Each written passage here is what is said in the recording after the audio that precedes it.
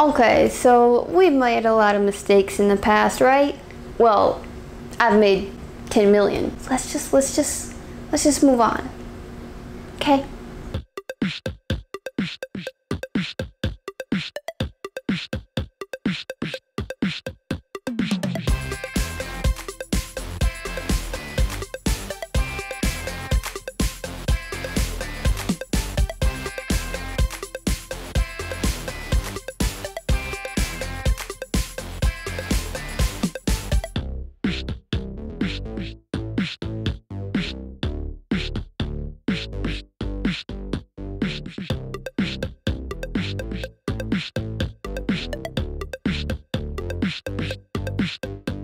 Hey you guys, it's MJ and welcome back to Pet Adventures again. So today we are going to talk about the biggest mistakes I have ever made in pet care. So basically I'm just going to cover some basic mistakes that you guys shouldn't make in pet care that I have made myself as well. So learn from them, okay? Learn. Also, don't forget to check all our social medias down below. We have them all. Check them out. And of course, don't forget to check out my Patreon, where you can see all kinds of fun previews and things that you never see anywhere else from Pet Adventures. And of course, become a patron because it's pretty cool. You get lots of fun rewards. And as always, subscribe to this channel if you haven't already and click the bell to be notified every time I make a video. And without further ado, let's learn about some pets. Also, these are going to be top 10 mistakes, and most of them were made when I first started taking care of pets. Obviously, I still make mistakes today,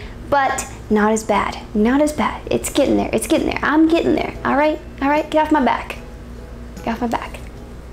These are in no specific order, I'll have you know. So the first one is not monitoring the temp with my fish. There's been many times in the past where I didn't monitor the temperature with a lot of my fish and they ended up dying. So they would either end up dying and sometimes playing into that when I didn't know about like gradually letting them get the temperature acclimation and stuff. I actually killed a lot of fish in the past when I didn't know how to acclimate water when you first bring a fish home and things like that. The second big mistake that I made was when I had Igor, I didn't know that I was supposed to have the heat on for a lot longer. He got sick for a long time and he was like basically almost dying, and I didn't monitor the heat enough, and I took him to the vet and we got medication and he did get better, but he got even more better when I made the temperature in his tank on longer. So that was my cat sneezing. Bless you. So basically I had to fix the temperature to where he had the heat on all day, and honestly that made him healthy. So leaving the heat on all day, as long as you have like a cool spot and everything and you don't have the UVB on all day and you keep it off at night, of course, it helped. It really helped, and I made a big mistake not doing it. Mistake number 3, not finding the appropriate size meals for Diggy. So you guys know Diagon, right? Well, when I first got Diagon, I didn't know that he was supposed to be having small crickets, even though it's like, it should be common. It should be, you know, like what was I thinking? Like it should have been common knowledge to me. But anyway, I wasn't finding the right size worms and the right size crickets for him, and he didn't eat for like over a month, and I was like, what is going on? I was really worried. And later on someone just told me at the pet store, they're like, oh well, if he's that size then he should have tiny crickets, and then I started getting him to eat again. But because of that, Diggy didn't eat for like a month, maybe a little bit over a month. And I was so worried, and that was a really big mistake. Shouldn't have done it. Mistake number 4. Girl. Putting my hamsters together. So when I didn't know anything about hamsters, actually, when I first got hamsters, I wasn't too much into pets just yet. It was kind of like on a whim. So I had no idea how to take care of hamsters, and I thought it was just like, you know, put them in a critter trail or whatever. So I got a critter trail and then I put 2 hamsters together, and I figured since the pet store had them all together that it would be fine. Obviously not. But I put them together and obviously they fought, and that was such a huge mistake because I was going to end up sending one of them back, and of course I didn't. I ended up keeping both of them separately, but it was a male and a female, and they were like fighting all night, and I didn't know what to do. So I was like, oh my goodness. Mistake number 5 in pet care, feeding Katie to my hamsters, my mouse, and my rats. So it took me a while to realize that Katie was that bad, but for the longest time I fed it to like brownie, I fed it to, because it was like seeds and everything, so I was like, you know, why not? Obviously, we know now. We know better now. We know. But I did feed it to them. I fed it to my hamsters a lot, and then I fed it to Brownie, and then I think I fed it to Lucky when I first got him, and Oscar and Charlie never had it.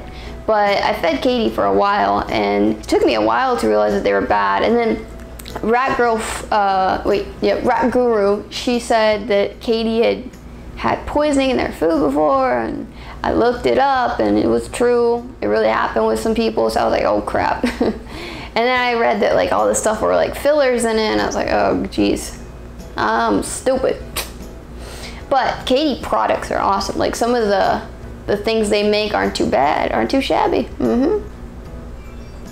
Mistake number 6 in pet care is feeding pinkies to Phoenix. So when I first got Phoenix, I wasn't too sure exactly what he was supposed to eat. I knew the care on ball pythons, but I wasn't really sure what size he should get. And so for a long time, I fed him pinkies, and he wasn't really eating that much. And I always wondered why he was so darn hungry. So when I was working at the pet store, this was my first job, and I didn't know quite everything about pets just yet. I mean, I still don't. I'm still a little hopeless, you know. But I was feeding the snakes, and I realized that all the ones that looked that were about Phoenix's size were eating like mice, like adult mice. So I went to get some adult mice later on, and I figured out that that was the issue. That's why he's not eating. So he ate those up like nothing. So yeah, I started feeding him that, and it was all good. But for a while, like a long while, he didn't eat. He didn't eat, he didn't eat, he didn't eat. I couldn't figure out why. I just kept feeding him pinkies. You would think to alternate, right? You would think, alternate, try something different. But no, just kept doing the pinkies.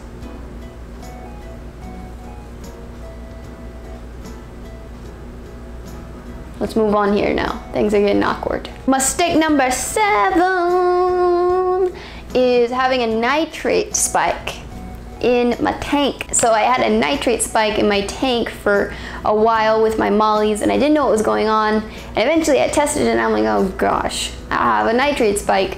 You would think, just test your water, right? Well, I didn't. I don't like testing my water. I do it, but I don't like doing it. And sometimes I miss. So, you know, once I had my 20 gal, I thought things were gonna be better, and I got really cocky, I think. I got really comfortable. So I had a nitrate spike because basically my fish were doing good for a long while. So I got too confident, and a lot of fish ended up dying. Like a whole big breakdown happened. I had a nitrate spike. At that time, I got bad plants too. So it was just a mess. I lost a lot of great fish. Poor babies. Mistake number 8 was hand feeding Phoenix. One time, I think I didn't have tongs yet, and I hand fed Phoenix for a while. And then Phoenix for a long while started biting me because every time he saw my hands, he thought I was trying to feed him. So I started getting bit quite a lot. So eventually I got the tongs and things got better, and he doesn't do it anymore, but I used to have to get bit a lot. Luckily, snake bites don't really hurt, but it was quite annoying. Okay, so sorry about the lighting and the camera angle. It might be a little different, you guys. I had to put my phone on the charger, but it's all good. We're all good now. Hand feeding Phoenix, not a good idea. Nope. And it was pretty annoying, but I learned to get the tongs later on. Mistake number 9 was leaving the top off of my tarantula's cage and leaving. So basically I was handling her and I was having fun, and I guess I left the room for something. I don't know, I don't remember, it was a long time ago, but I had the top off of her cage and I just left. And then she was gone. I couldn't find her for a little while, and luckily she wasn't too far. She was just like underneath the desk that I was holding her with, and it's just like, really? Common sense, people, common sense. It's a typical MJ thing to do, to just leave the top off of the tarantula's cage. But you know, it is what it is, and of course I didn't do that ever again with any other pet. But I was so scared. I was like, I lost this animal. And mistake number 10 that I have made in pet care is buying a critter trail for my hamsters. So when I first got hamsters, I didn't really know anything about them. It was just kind of like out of impulse. I didn't know anything about them. And then I got a critter trail, and you know, they would barge you all the time, and there was no wheel ever big enough for them in a critter trail. And you know, I didn't know much about pets back then. I was still new. And I thought that there wasn't much to hamsters, to find out that there's a lot more to hamsters than people think. But I was new and I didn't know, and I regret it. Yes. And you know, it was a mistake, but we learn. I think everybody just about starts off with a critter trail for their hamster and then slowly realizes it isn't the best cage, but you'll know. I learned. And that's all I got to say about that. So I hope you guys enjoyed my top 10 pet care mistakes, and of course learn from them. Everybody makes mistakes, and if you don't make mistakes, well, guess what? You're not human then.